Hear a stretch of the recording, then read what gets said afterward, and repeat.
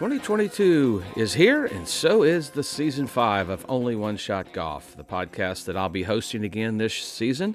It's been a lot of fun the last 4 seasons, getting to know some of the men's coaches and women's coaches throughout college golf, our instructors. Everybody's been great with their time. And once again, we want to thank Steve Azar for allowing us to use his music. You can find Steve at steveazar.com. If you want to get in touch with us, you can contact us at onlyoneshotgolf@gmail.com. Or check us out on Instagram. And let us know what you think of the podcast. You got any suggestions, anyone you may want to hear from, let us know. So let's get started with the opening episode of Season 5. We have Golda Borst, the University of Kentucky women's head golf coach. She's now in her 12th season there, leading the Wildcats to a top 34 nationally ranked this season after the fall. They were also made it to the NCAAs this past spring for the first time since 1992. She has this team moving in the right direction. It's going to be another good spring for them.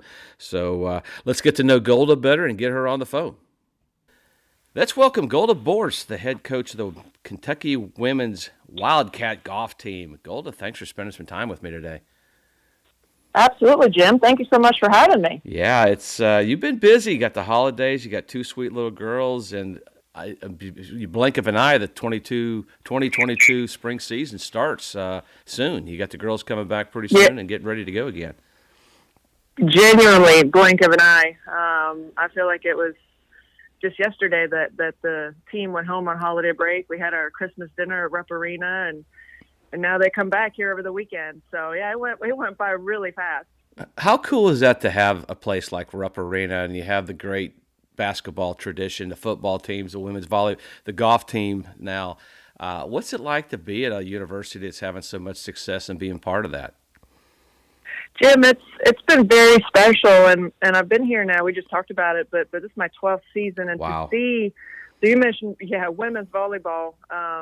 Used to be in the same hallway as them, and from my office, and now I'm moved. But to see the work ethic, to see the recruits that they would bring in, we would talk recruiting and what to do on visits, and just to bounce ideas. And our coach, actually, Coach Skinner, he happens to be a very, very good player as well in golf. So it's very special. And to see what our football team is doing, obviously men's basketball has a wonderful tradition, but you're seeing some of these other teams come on really strong. Every women's team, our swim and dive women's team, won their first SEC championship this past summer. Wow. And obviously volleyball was the national championship. So, and then we had Olympian. We have a gold medal in rifle shooter, in the Olympics. So it's a very special environment that we're in, and our school does a very good job of connecting the athletes together and highlighting everybody's accomplishments. So we had a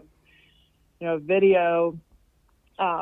They pull all the athletes together in the beginning and do an orientation kind of thing, and they pulled down Jensen as the U.S. Women's Am champion with the Olympians that had won medals. Wow. And just for them to do that, and had her on the video board there and really made it feel special for her and for our team, and showed our accomplishment of going to the national championship. And it's very neat. It's just the culture here is strong right now, and that's just a testament to the work of all the other coaches and what's going on. What can you learn from those other coaches? Do you guys share? Do y'all share some tips in that amongst? And it's different recruiting, but it's still not. It's still recruiting and getting people to come to University of Kentucky. Yeah, absolutely. We have a head coaches meeting every month, and that's mainly compliance, but it provides us an opportunity to visit and to chat. And obviously, we try to pick each other's brains on recruiting all the time, and we have a very we have a strong kind of leadership program, development program within Kentucky, not just for each sport, but as a person, and for that one too, we share a lot of information of what we do to help develop the players as people, as leaders, and then that obviously helps them in their sport. So yeah, we try to pick each other's brains a lot. I'm good friends with our rifle coach, and he's won several national championships, Harry, and he's unconventional, but he's amazing at what he does, and it's just fun to talk to these other coaches. We learn a lot from each other.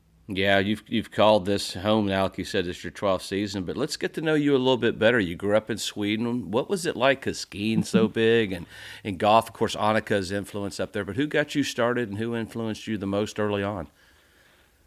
Yeah, so Annika, definitely. I have a funny story about that I'll share with you, but I got started when I was young, 6. It was really my parents both. Mom was like, we need to do something as a family. So we got going with golf, and I played a lot of different sports, and golf seemed to be what I was really good at. I enjoyed it. I was by myself, an individual sport, and had a talent for it, and had a swing coach that really inspired me and helped me, and he wasn't very technical, but he was really solid. So he got me into it a lot. And then my dad, just kept pushing, one of your typical golf dads, and drove me everywhere and helped me in a lot of ways. And I wouldn't be here if it wasn't for both my parents, really. And just them pushing me and giving me all the opportunities that I had as a kid. Yeah, that's the thing.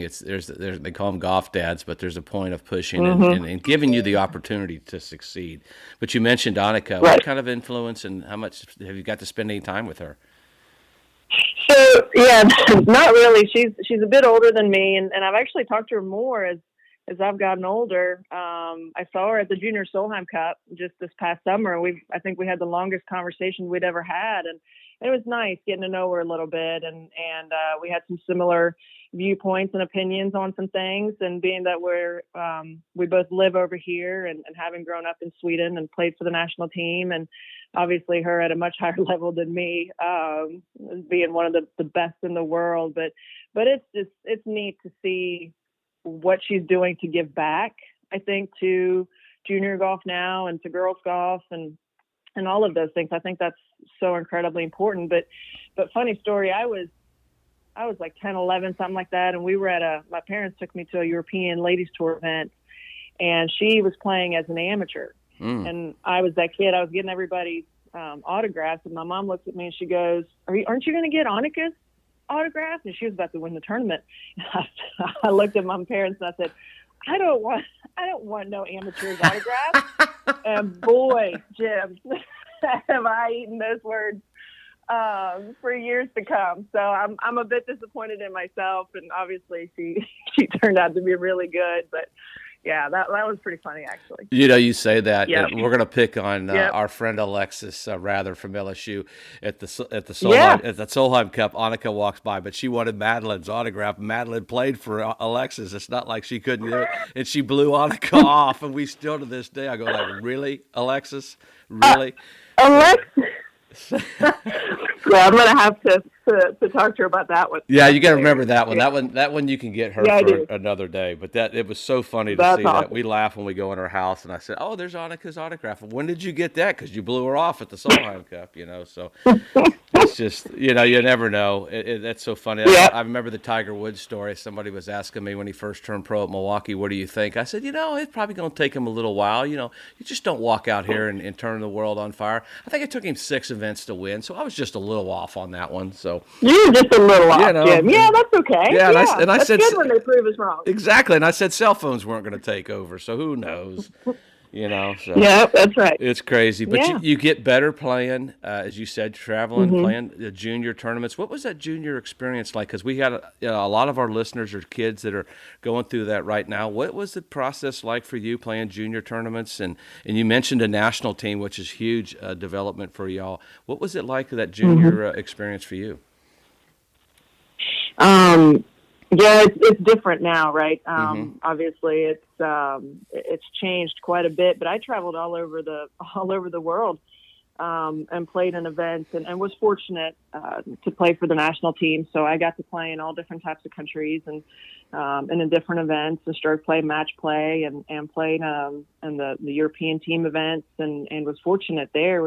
We won several medals. So I learned how to play on a team from a young age. I think the national team does a very good job of, again, developing the whole person. So teaching you how how to set goals and how to manage all the small details that go into becoming a great player. And then I actually came over here and played in a couple AJGAs, played in the Thunderbird twice out in Arizona, which I almost passed out from the heat because I had a competition with one of my good friends, Karin, that ended up playing at Oklahoma State. And I think we had like 22 Dasani bottles in one round, and we tried to compete to see who could drink the most.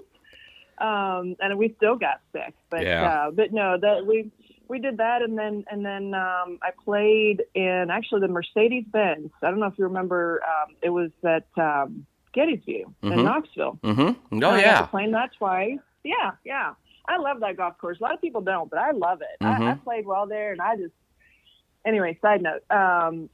But so I got to see a little bit of the college teams, and it was funny. There was a set of twins at Northwestern, and they were like, "You got to come here." And I'm like, I got nothing for school like that. Like, there's no chance. I was being recruited by Oklahoma State. Amy Weeks wanted me to come desperately. They like called my dad, and I was like, I'm not going to where all the other Swedes are, which, hindsight. It's funny how things worked out. And I really liked Knoxville. And so recruiting was different. There wasn't all the internet stuff, and you got letters in the mail and guides and stuff, media guides. And I had heard, really, really great things about Judy and the University of Tennessee. And, that's where I ended up going, but definitely different, not as much information now as they can get everything at their fingertips on their phones. And so I played in a lot of tournaments, played everywhere, and just tried to get my name out there and got really lucky. Ended up at Tennessee. What advice do you give kids that are out there in that process now in the current day? How, we'll get into how they can get in touch with you, but what advice do you have for the parents and kids that are out there trying to figure out what direction to go? Yeah, I think taking a lot of visits, and seeing the schools. I actually just had a conversation with a parent down in Miami the other day about this. It's a tough landscape right now, and figuring out where you fit in as a player, and it's gotten so competitive. I mean, it's just another level, Jim. As you know, you have kids that have played, and you see it, but it's another level. So I would make sure you find somewhere where you enjoy the school and you enjoy the campus and the team, and yes, obviously the coaches, but as you know now, coaches are moving around a lot more. Didn't used to be that way. And so I think as players, as parents, you want to make sure you find a good fit for the school, the academic part of it, the facility part of it, making sure that you think that you have the resources to get better, regardless of what happens with the coach or within the program, I guess. And then find a place that you fall in love with, that you want to represent. I think that's so important. We want kids at Kentucky that love Kentucky and that they want to get better, but then they want to be a part of what we're doing here and helping lift this program to new heights, right? Just finding a place that you can fall in love with and that you believe in, no matter what happens, I think is really important. Yeah, that's great advice. I remember a couple kids were asking me, and I was like, go to a place where if you didn't make a trip or you didn't play, that you felt like you'd be comfortable if it gets down to that. But the thing that I think you just hit that was so important is you got to be proud of the bag you're wearing, the name on your shirt, Kentucky, whatever the school is, you got to be proud of that. And I think that's a big part of it. But you mentioned coming over. What was that first year like? Because a lot of freshmen struggle that first year adjusting to school. What was it like for you? And now you're a coach. What advice do you have for the kids when they come in that first year and for their parents? First time maybe away from home. Yeah, I was just super competitive. So I came in and I was like, I'm just going to kick everybody's butt. And you did. So I had a successful first year and did really well, I think, as a freshman, because I didn't do so well in school. And then I was like, oh, maybe I should pay attention to school a little bit. It is kind of important. So my advice would be for kids to come in and pay attention to school, And then I struggled a little bit my second year. Expectations went up, and Jim, I'll be honest, I completely lost my game. If you talk to Judy, bless her, she was with me through thick and thin, and we went through a lot, but she stayed stayed right there and coached me. And I went from being a really, really good player freshman year to really struggling my second year, and then had to work my way back. And then my senior year had the best year I'd ever had at Tennessee and as a player. So it's a journey. And for a freshman coming in, just trying to land on your feet and just stick with your routine. Try to keep doing what you've been doing that's made you successful. I think when players start, come in and they try to change things and try to, work really hard to fit in, or whatever you want to call it. I think it's important to keep a little bit of the same stuff. You grow as a player, so you're going to learn stuff within your program. And if you have a good coach, they're going to allow you to do that and grow within yourself. But I think it's so important for these freshmen to come in and find their footing. Mm-hmm. And a lot of coaches, some coaches at least, dive in really quickly and try to help too soon. And I always tell freshmen, I'm like, I want you to get comfortable, because if you get comfortable, then you're going to play better. So we just want to get to know your game. Talk to us about what drills you do. We're going to incorporate things that we do with our team, but and with our players. But I just think helping that player find their footing is huge. It's just very important for them to play at the level that they can play at, and to continue to get better, for them to start, again, believing and finding that confidence as well as a freshman. They have to be comfortable. You mentioned expectations for yourself. What do you tell your players now? Mm-hmm. You had a very good year last year. You got to the NCAAs. We'll get into that a little bit later. But what do you expectations? You mentioned Jensen Castle wins the USM. How do you keep those expectations from taking over and having too high of expectations of yourself? Yeah, it's hard, Jim. There's no doubt about that. And I have to catch myself. I'm still a fairly young coach, and I've been in this for a long time, but I'm, when you're trying to continue to get better, you catch yourself sometimes and getting caught up in the expectations. So it's just a constant, I think, conversation. I'm a very communicative coach, so I talk to my players a lot and try to catch it before it gets too far away from us. And the same for me and Brian, my assistant coach, just making sure we're checking ourselves. And just, hey, our expectation is the day-to-day detail stuff, right? If we take care of the details day to day, then the big stuff will take care of itself. And if we can hit our performance goals and do that and work towards those every single day, then we will get to where we want to be and have a chance to win golf tournaments. That's just the nature of the beast. So I think it's just a daily check-in and weekly check-in, whatever you want to call it. And just remind yourself of what we need to do every day to see the success that we want to see. And someday, they're going to come or they're not going to come. Mm-hmm. You got to be in the moment. And you can prepare all you want and talk the talk, and sometimes it works and sometimes it doesn't. Just golf is a funny game like that. It sure is. Tell me. As you know, yeah. That's why I'm talking about it now. But it's yeah. the ups and downs, and it's how you handle the downs. Yeah. I think that's the toughest part. But you finish up at Tennessee. You say you decided to go to Florida to maybe try to turn pro for a short stop, but you get an opportunity to get into coaching. Why did you get into coaching? And your first job is in Baton Rouge for Karen Bonson at LSU. Mm-hmm.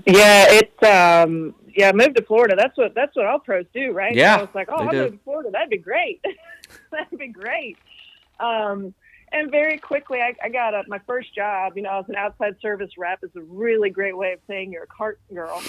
But I got a great place to practice, and that's what I wanted, and to make some money, have my real first job, and anyways, I realized fairly quickly I'd also, you mentioned my two daughters and my young family. I'd also met my now husband my very last semester at Tennessee, so lots of things were changing and in my life, and he was still in Knoxville, and I was in Sarasota, and I was sitting there kind of by myself with my little dog Jack, and I'm like, what am I doing? I love golf. I don't know that I want to play anymore. And my mom was like, well, why don't you look into coaching? And I thought, I was always really good at helping my teammates. Mm-hmm. It was always a good sounding board, and I knew what to do. I just struggled doing it myself. I just wasn't quite able to kind of wrap my mind around that, I guess. And I felt like I had done the work. I felt like I'd gone to Q school and I loved it. Man, I was right there, Jim. I didn't make it, but man, I was like, I'm going back next year. This is awesome. And people are like, you're nuts. Yeah. It's not great. Yeah. But I had a good experience,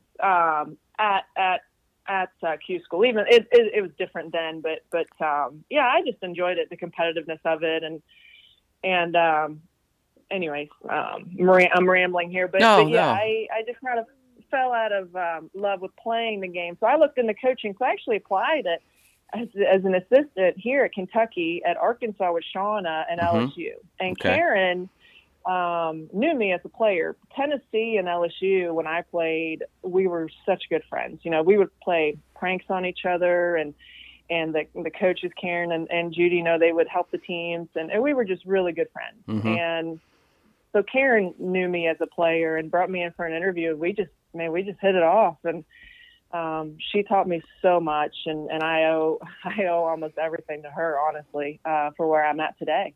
What'd you learn from Karen while you were down there? And you mentioned that coaches bond, because I still see it. It's a fraternity amongst the women's coaches and men's coaches, because y'all know you're in the same boat together. But what'd you learn those 3-4 years you were down in Baton Rouge?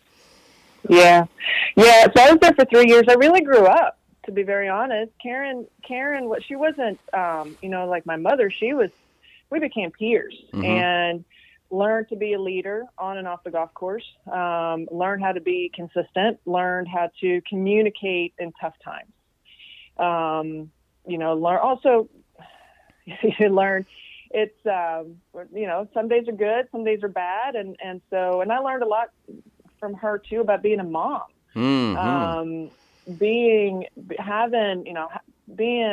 a coach, playing that role, also being a wife, being a mother, having 2 kids. Now her kids were older, but we made it to national championship the very first year I was there, and just the competitiveness, but how to make everybody feel involved within the team, how to grow people, even though they might not be playing, or help them grow, how to challenge them, how to communicate in tough situations. I was terrified of conflict when I got there, and Karen really taught me that it's okay. You know, it's okay to have a tough conversation, but with a soft heart, mm-hmm. And to be humble in those conversations. And she taught me everything I know, and how to continue to get better, how to seek out information. She challenged me in a lot of different ways, and really helped me grow up in those 3 years. And it's pretty neat. It's we had a wonderful working, really, and we're still really good friends. We're best friends still this day. Yeah, you learn a lot from those coaches that have been there, and that's kind of the job of the coach, not just for their players, for their mm-hmm. other coaches, is you pass on the knowledge, and that's part of coaching. When you're playing, you don't usually share that information, but when you begin into coaching, it had to help you when you first go into that interview process for the Kentucky job, because you're only 3 years as an assistant. Now you're the head coach at Kentucky. What was that process like? That had to be overwhelming. Jim, I don't think I knew what I was doing. No, so I was 27, and the job came open, right? And my husband and I, he had just moved to LSU. He was getting his PhD down there. So okay. we'd been married for a year, and maybe 2 years at the time. And we'd only lived together for a year because he had to finish his master's at Tennessee, and then he started his PhD at LSU, and then I left him again. So I left him down at LSU, but I didn't think I was going to get an interview. I was like, I'll just apply. It's an SEC job. That's what I wanted. We wanted to get a little bit closer to his family. Mm-hmm. They're in Pennsylvania. Obviously, you mentioned I'm from Sweden, so I don't have any family outside of his family here. And that's hard, when mm-hmm. you're 23 hours driving from any kind of family. That's really tough. And so we thought that geography-wise it fit. I played at Tennessee, and I was like, man, I'd like to get Kentucky. That'd be pretty neat to get Kentucky to a spot where it's really competitive. But the main thing an SEC school, right? I love this conference. So that was important. The process. I get an interview. I'm in shock. I'm like, okay. So I'm like, all right, here we go.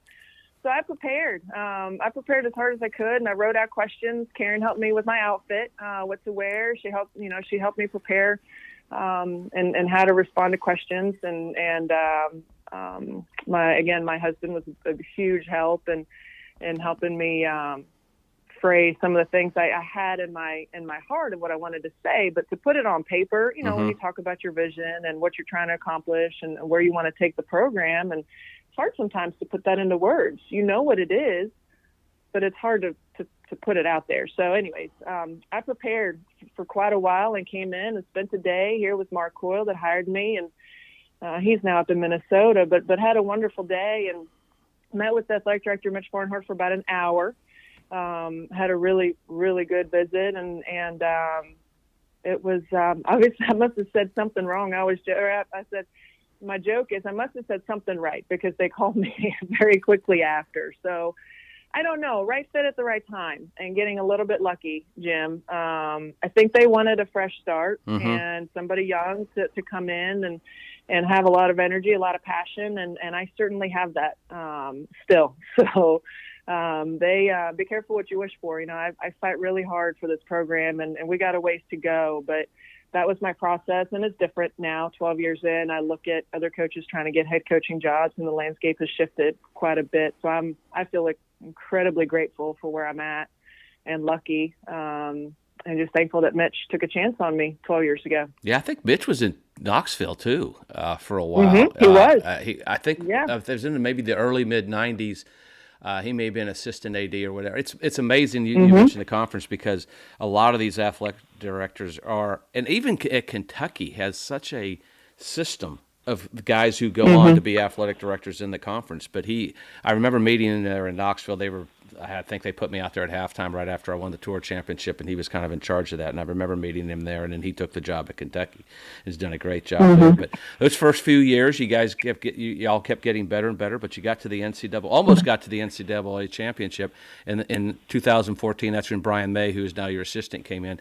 What's his influence been like for the team and for you, helping you with this program, continuing to get better each and every year?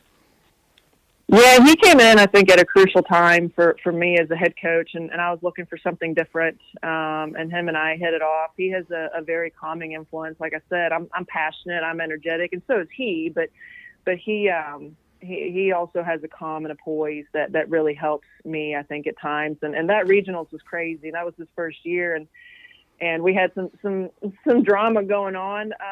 We had just had a freshman come in at semester from Sweden, really, really good. And then one of our best players actually ended up leaving us. She wanted to go back home to Texas, and so it was hard. She'd come in and gotten a lot better. And she was like I said, our best player. And that happens, It's some teams and coaches and programs aren't for everybody, and we hated to see her go, but it all worked out in the end. But he came in and I think just tried to find his footing as a young assistant coach, and that regionals was was something else. We played really well, and like you said, we came up just short, but we ended up having that the Swedish girl and our future transfer in a playoff to make it as an individual to the national championship, along with a player from Kent State. Okay. Now you want to talk about nervousness. So we let him play. Brian and I stayed back and just watched, just because again it was an unbelievable situation, and it was tough not to make it, being so close. I thought our team handled the whole situation very, very well, and Purdue ended up holding on and beat us by 3 shots, I think. But just an interesting experience. I learned a lot as a coach of just staying calm, and you just never know what's going to happen. I'd been in similar situations as a player with Tennessee, and you really just have to continue to breathe, take it one shot at a time, and see what happens at the end of the day. Because it's a very stressful and high anxiety moment. And you as a player and as a coach, how would you describe your coaching philosophy? Because I've watched you coach. You're always out there with them, and you're competitive, but you keep it kind of light. How would you describe your coaching philosophy? I mean, are you out there with an individual for the whole 18? Do you bounce around? How do you go about when you're out there coaching at an event? Yeah, when we bounce around a little bit. We want independent players. Okay, I like that. I want players that, yeah, I mean they're on their own all summer. They're on their own before they come to college, and they have to own their decisions. Obviously, we're there to coach, and we're there in the practice round, and we do a lot of coaching prior to, and if they need it in the moment, and if emotionally they need the support, or they just their group isn't a whole lot of fun, and you have somebody that wants to talk, we'll walk and talk with them. But I really want players that are independent, because that's what it is, and I'm happy to be there and confirm their decision. I think that's more so what they look for sometimes, and to keep their mind off of golf in between shots. But I think it's so important that they own their game, because if it, golf is such an individual sport, as you know, and that's my coaching philosophy, really. So we ask them, the night before, are there certain shots, are there certain holes, and then Brian and I come up with a game plan of areas that we feel like we might want to be at, and where we may have information that's going to benefit them. Mm-hmm. And we have some players that want that information. We have some players that, if they want it, they will ask us to come over, or they might not want it, and that's totally okay too.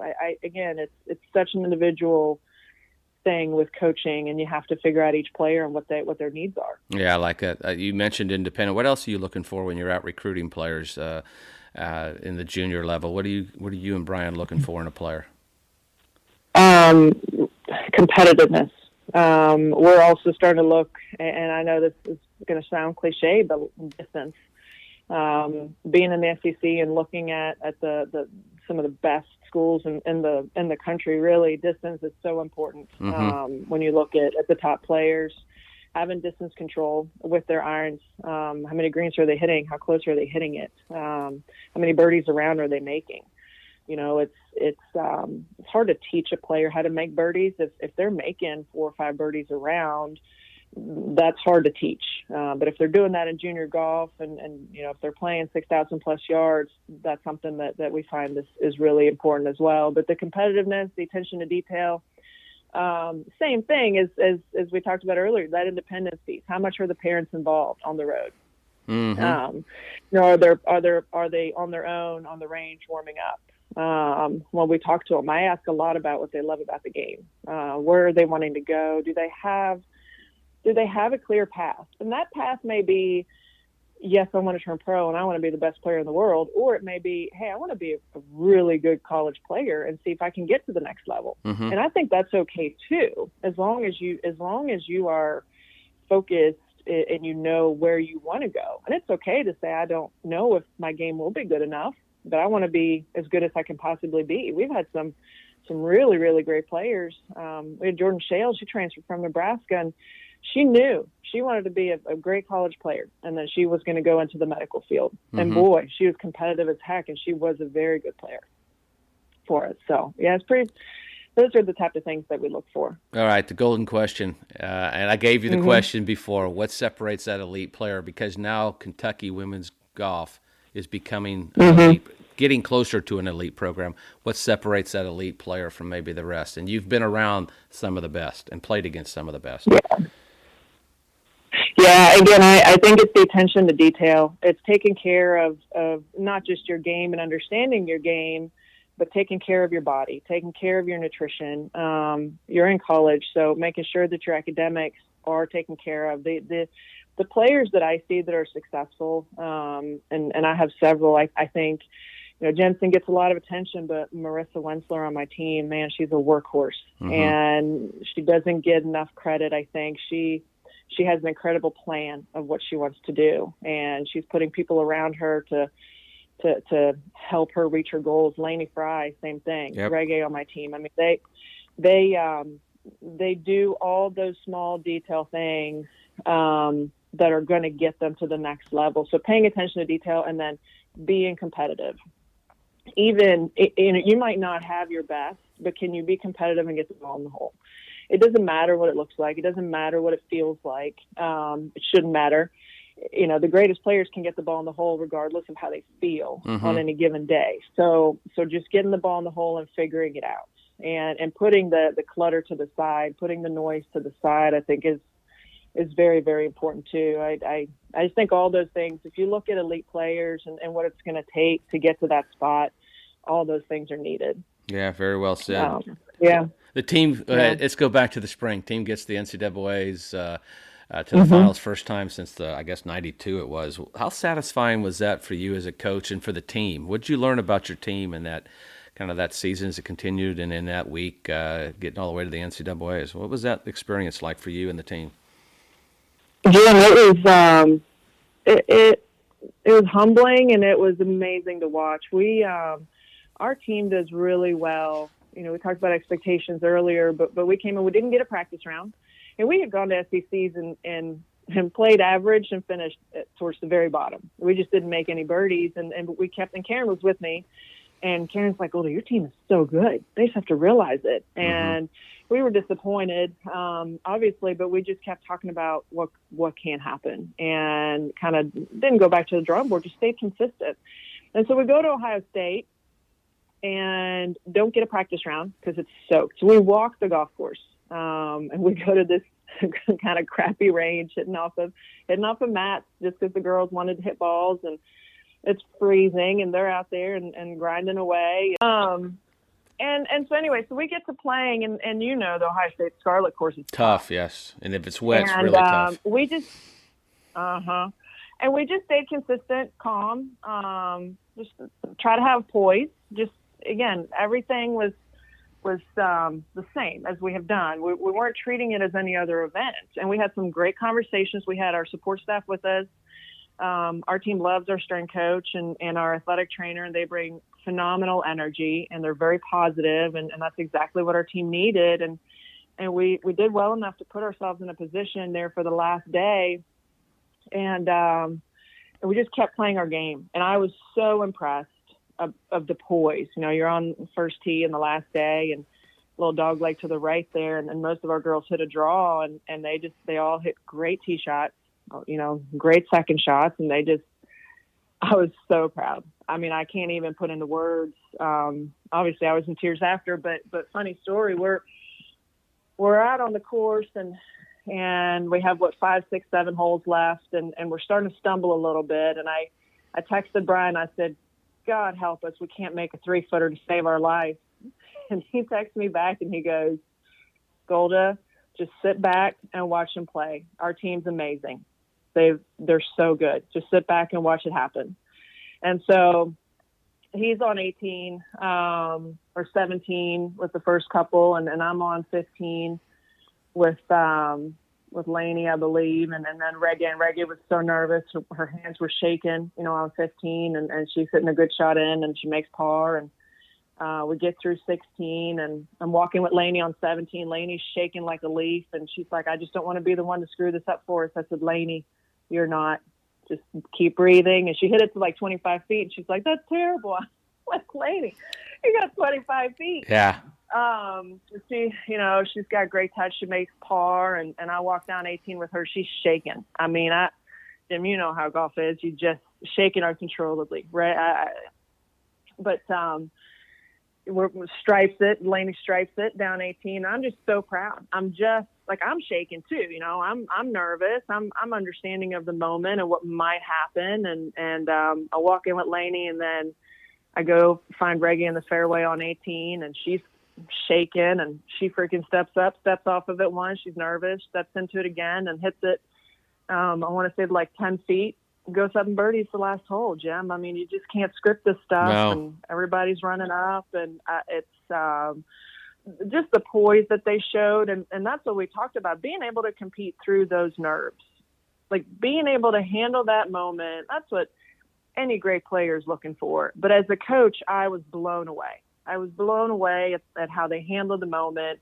And, you know, everything happens for a reason. And we'd gone through a lot and learned a ton, and especially in the spring, and really had a turnaround moment at Georgia's tournament there in March. But it was just it was an unbelievable ride. I'm getting excited just shaking, I sitting figured here you talking were. about it. Well, how do you keep yourself calm and not let the girls see that you're nervous? How do you do that? Because as a parent, I'm usually hiding behind a tree, so I know that feeling. Yeah. Yeah, exactly. I try to get in the moment as much as I can, not look at golf stat. I put my phone away. So they had a board up, obviously, for live scoring, and it was wrong. So I had checked it just to see. And I told my player, I told Lane, I said, that board is wrong. Mm-hmm. Okay, it's better than what it is. So just stay calm. We're okay. We're doing okay. Just keep playing. And so I just try to be in the moment with them. That's how I mean, I'm still nervous and I got butterflies but that's why I do this. I love it.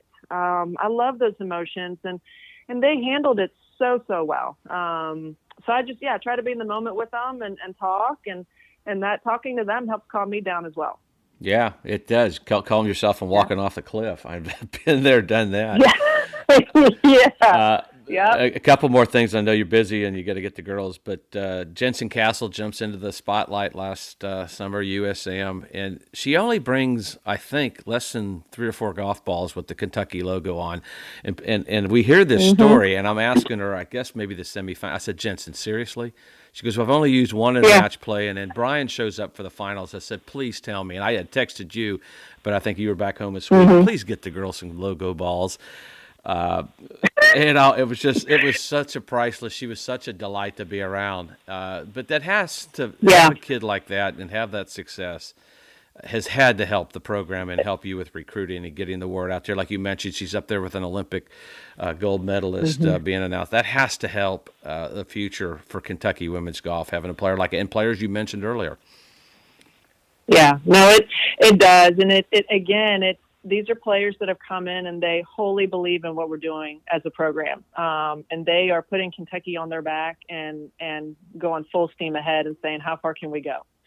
Where can we, we talk about breaking glass ceilings. That's part of our vision and setting new records. And we broke one, a big one, obviously last spring, and we have even more to break. But they bought in and I always say successful teams, collegiate teams. The coach is the head coach and we set the standard.